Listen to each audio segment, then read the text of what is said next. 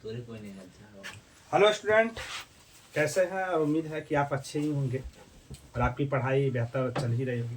चलिए फिर आपको हमारे यूट्यूब ब्रेन स्टेशन आर पर स्वागत है, जिसकी गाड़ी चलती है हमेशा सफलता की ओर।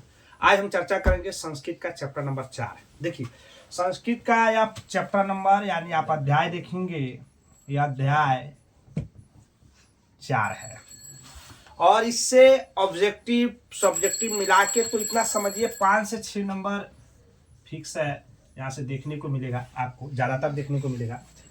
और ज़्यादातर अब तक में अगर देखेंगे, शुरू के 3 चैप्टर से अगर टॉप चैप्टर इसी को माना जाता है। बहुत ऐसे स्टूडेंट होते हैं जो इस चैप्टर को लेकर हमेशा मतलब उलझन में फंसे रहते हैं, इसकी तैयारी कैसे करें। तो हम एक बार फिर आपके सामने निचोड़ लेकर आए हैं संस्कृत साहित्य लेखिका पाठ का, जिसको आप देखने के बाद हम उम्मीद करते हैं कि आपको फिर से आपको ऑब्जेक्टिव और सब्जेक्टिव देखने को नहीं मिलेगा और आपको ऐसा ऑब्जेक्टिव सब्जेक्टिव नहीं होगा जो आप नहीं बना पाएंगे। तो चलिए आप चर्चा करते हैं संस्कृत साहित्य लेखिका पाठ में। सबसे पहले याद रखेंगे कि संस्कृत साहित्य लेखिका यानी कहने का तात्पर्य है कि इस पाठ में महिला लेखिका का वर्णन किया गया है। इस पाठ में महिला लेखिका का वर्णन किया गया है। पूछेगा कि संस्कृत साहित्य लेखिका पाठ में या संस्कृत साहित्य लेखिका पाठ में किसके महत्व का वर्णन किया गया है, तो महिला लेखिका का वर्णन किया गया है। और यहां से पूछेगा कि समाज की जो गाड़ी है, समाज की जो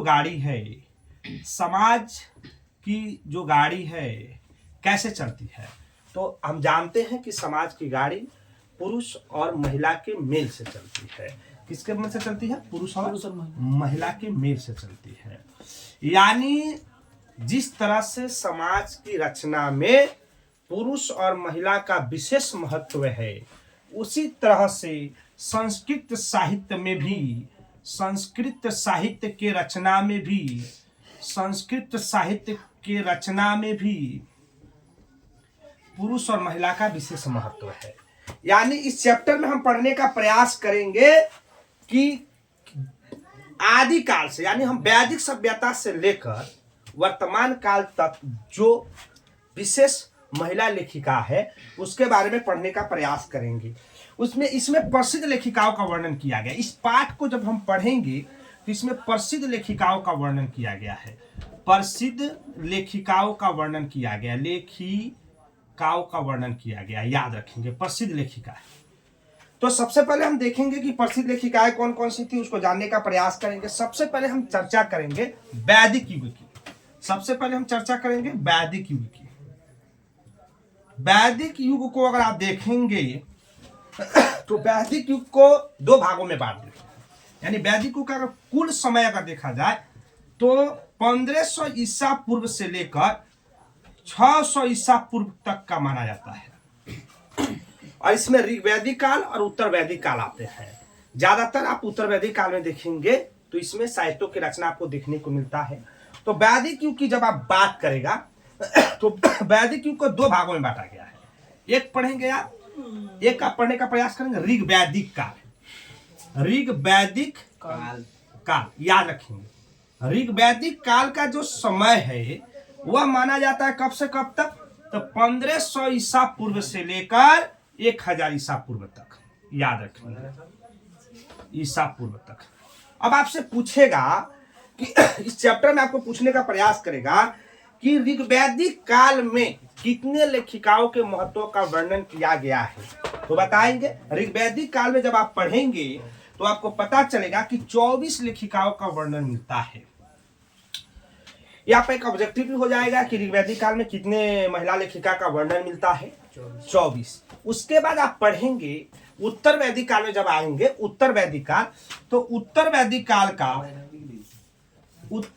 काल का जो कालखंड माना जाता है वह 1000 ईसा पूर्व से 600 ईसा पूर्व तक माना जाता है। याद रखेंगे 1000 ईसा पूर्व से लेकर 600 ईसा पूर्व तक माना जाता है। और इसमें 3 वेद, यजुर्वेद, सामवेद, अर्थर्वेद की उल्लेख किया गया है। तो उसी अर्थर्वेद में जब आप पढ़ेंगे, अर्थर्वेद के बारे में जब पढ़ेंगे तो इस अर्थर्वेद में 5 प्रमुख लेखिकाओं का वर्णन मिलता है। 5। कितने? 5। ये अर्थरवेद जो खासकर आप देखेंगे इसमें खासकर जादू टोना भूत पिशाच आदि का उल्लेख मिलता है। और इसमें भी आप देखेंगे अर्थरवेद में उसमें 5 प्रमुख लेखिका का वर्णन मिलता है जो आपको नाम याद रखना है। 5 में पहला नाम आता है, आपको याद रखेंगे, यमी। पूछ देगा यमी किस काल की प्रसिद्ध लेखिका के रूप में मानी जाती थी? अपाला, उर्वशी, इंद्राणी और वांग्या भेड़ी। याद रखेंगे ये 5 ऐसी प्रसिद्ध लेखिकाएं हैं जो अर्थरवेद के रूप में मानी जाती है। यानी अर्थरवेद की ये 5 महत्वपूर्ण लेखिकाएं हैं और 5 का नाम आप याद रख लीजिएगा। हो सकता है कि पूछ दे कि इसमें से कौन सी 5 लेखिकाएं जो अर्थरवेद की मानी जाती है, इसमें से कोई एक नाम चेंज कर देगा। चौथा ऑप्शन में आपको ये 5 नाम देखने को मिल जाएंगे। तो जहां पर ये आपको नाम देखने को मिलेंगे आप उसको टिक कर सकते हैं या आप उसको गोला कर सकते हैं। जब उत्तर वैदिक काल से जब आप आगे बढ़ेंगे तो बृहदकोप उपनिषद में चलेंगे। बृहदकोपनिषद याद रखेंगे, बृहदकोपनिषद याद रखेंगे। यहां से भी आपको कुछ प्रश्न देखने को मिल जाएगा।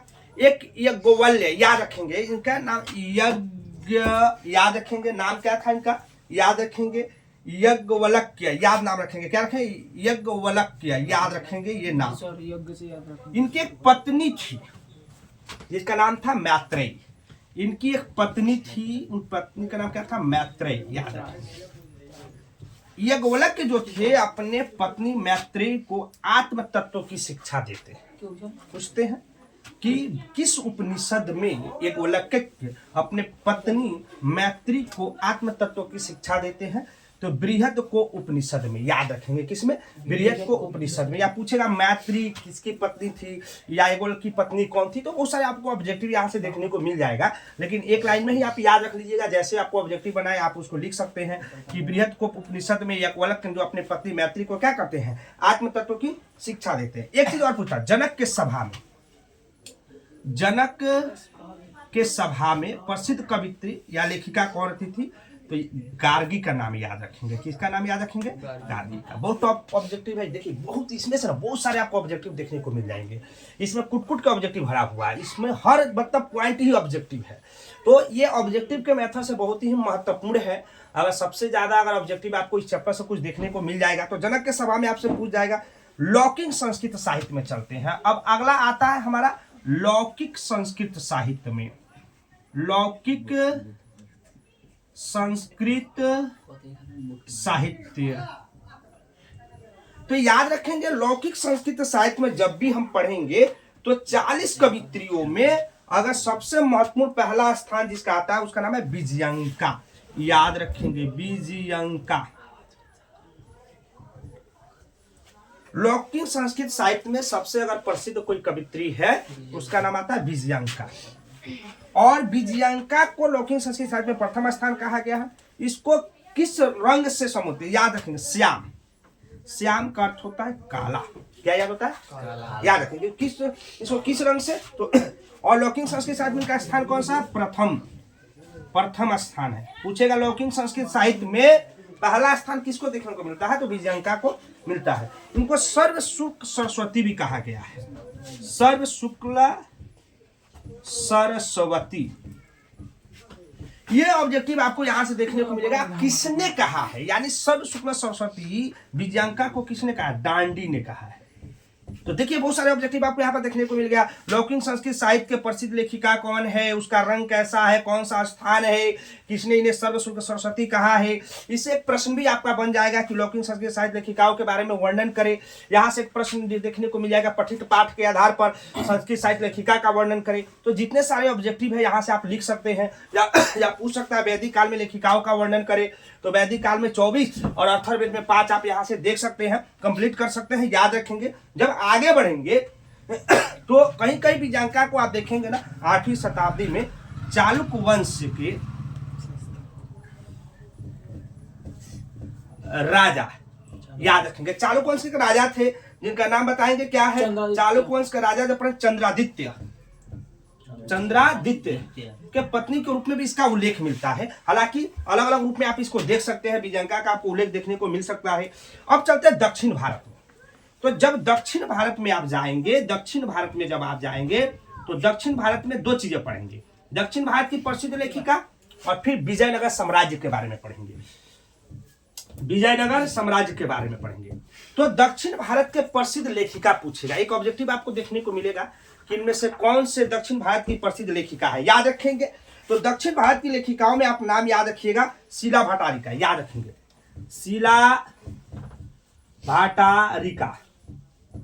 दूसर की कवित्री कौन है दक्षिण भारत की, याद रखेंगे देव कुमारिका, देव कुमारिका याद रखेंगे।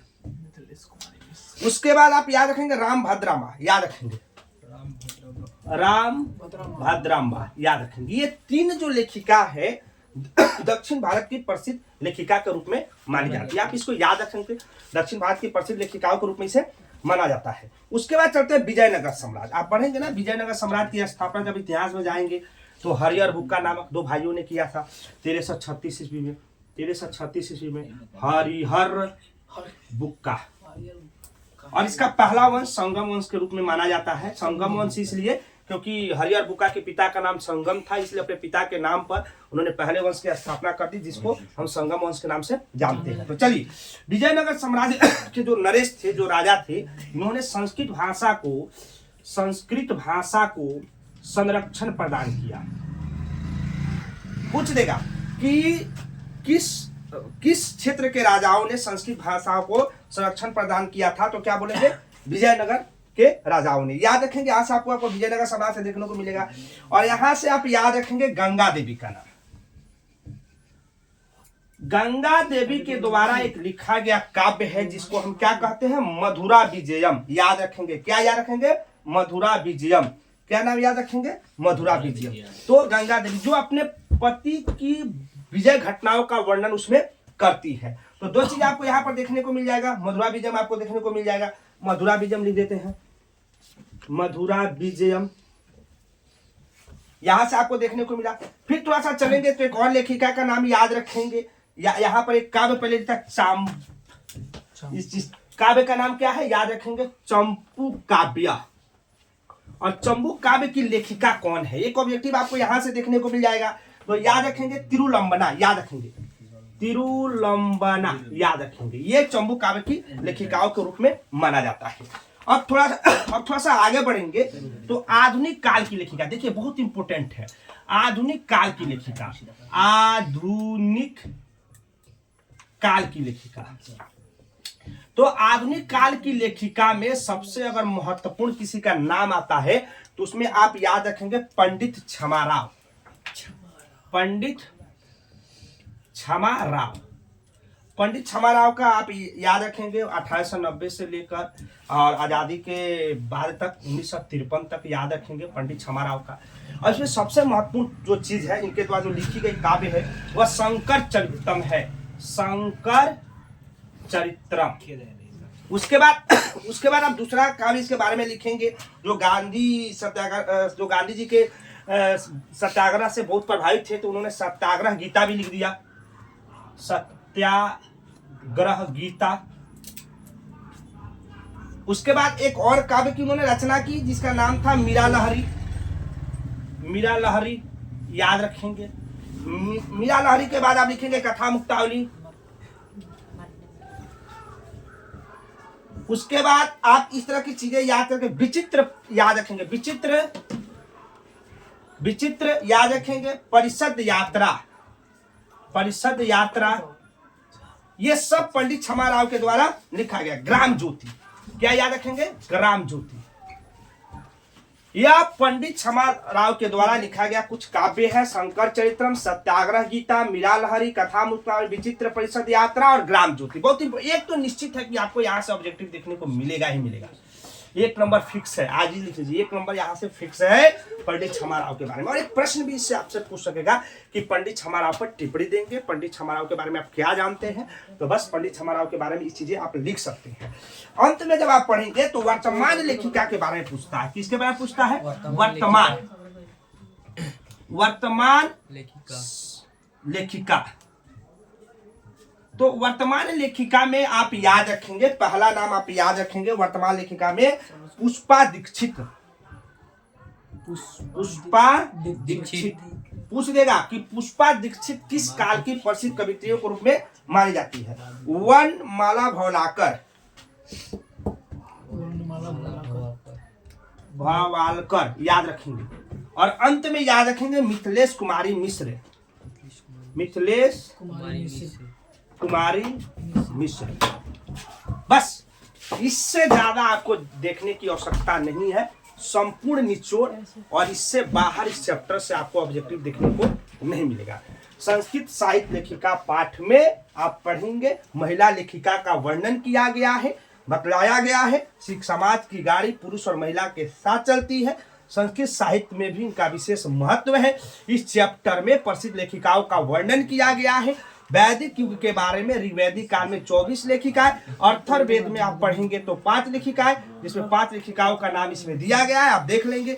बृहद को उपनिषद में पढ़ेंगे तो यज्ञवल्क्य अपने पत्नी मैत्री को आत्म तत्व की शिक्षा देते हैं। जनक के सभा में भी प्रसिद्ध गार्गी जो एक कवित्री है। लौकिक संस्कृत साहित्य में प्रथम स्थान विजयंका का आता है, जिसका वर्ण श्याम रंग यानी काला था। इनको सर्वसुख सरस्वती भी कहा गया है। किसके द्वारा कहा गया? दंडी के द्वारा कहा गया है। उसके बाद आप पढ़ेंगे दक्षिण भारत की लेखिकाओं में तो आप याद रखेंगे शीला भट्टारिका, देव कुमारिका और राम भद्रामा, ये 3 नाम मिलता है। विजयनगर साम्राज्य में जाएंगे तो विजयनगर के जो नरेश थे उन्होंने भी संस्कृत भाषा का संरक्षण प्रदान किया। साथ ही साथ आप पढ़ेंगे कि गंगा देवी जिन्होंने मधुरा विजयम काव्य की रचना की, जो अपने पति के विजय घटनाओं का उल्लेख इसमें मिलता है। चाम्बुक काव्य के रचयिता तिरुलंबना है। उसके बाद थोड़ा सा आगे बढ़ेंगे तो आधुनिक काल की लेखिकाओं के बारे में पढ़ेंगे। आधुनिक काल की लेखिकाओं में पंडित क्षमा राव का नाम पहला स्थान आता है। इनके द्वारा जो कुछ प्रसिद्ध काव्य लिखे गए हैं, जिसमें शंकर चरितम, सत्याग्रह गीता, मीरा लहरी, कथा मुक्तावली, विचित्र ग्राम परिषद और ग्राम ज्योति। उसके बाद जब आप वर्तमान काल की लेखिकाओं में आएंगे तो पुष्पा दीक्षित, वनमाला भावालकर और मिथिलेश कुमारी मिश्र। इससे ज्यादा आपको देखने को नहीं मिलेगा इस चैप्टर में। इसको बार बार इसी चीज को पढ़ते रहिए। एक संपूर्ण ऑब्जेक्टिव और एक निष्कर्ष रहा मेरा संस्कृत साहित्य लेखिका पाठ। उम्मीद है कि आपको इस वीडियो को देखने के बाद अच्छा लगेगा। अगर अच्छा लगेगा तो एक बार लाइक और कमेंट जरूर कर दें। जय हिंद, जय भारत।